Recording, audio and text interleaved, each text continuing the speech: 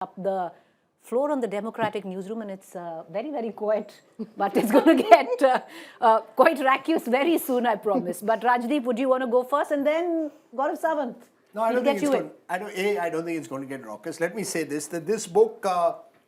Let me put first a caveat. Most governments, right or left, tend to see history through a political lens.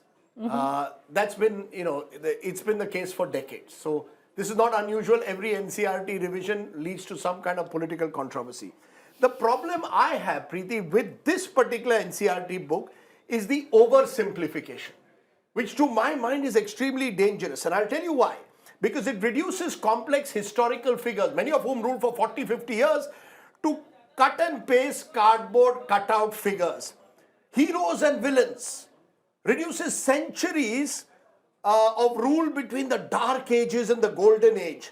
If you're a Muslim Mughal ruler for over 500 years, and they ruled between the Sultans and the Mughals for 500-600 years, you must be brutal and oppressive. And these are the Dark Ages. If you're Hindu rulers, that's noble and enlightened. That, to my mind, worryingly, is a falsification of history. Right. Because students won't be told in this book that you must listen now. No, I'm listening. Akbar fought Rana Pratap in Haldighati famously. Right. Yeah. His general was Man Singh.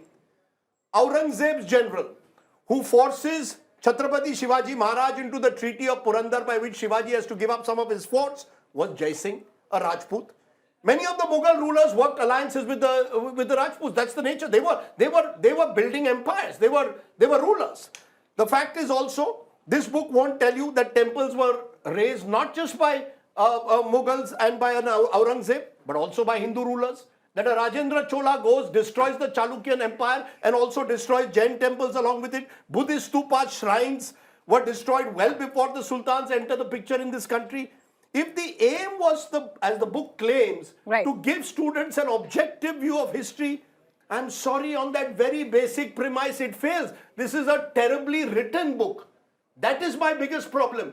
You write history, please write it well so that people are encouraged to read much more about history. You reduce history and historical figures, 45 years of Akbar's rule, to one incident that happened in Chittorgarh and destroy and call him brutal and oppressive. There are many other rulers also who will be called brutal and oppressive. All right, let me go. That's my problem with it. Otherwise, you made your point. Every government wants to see history through a political lens.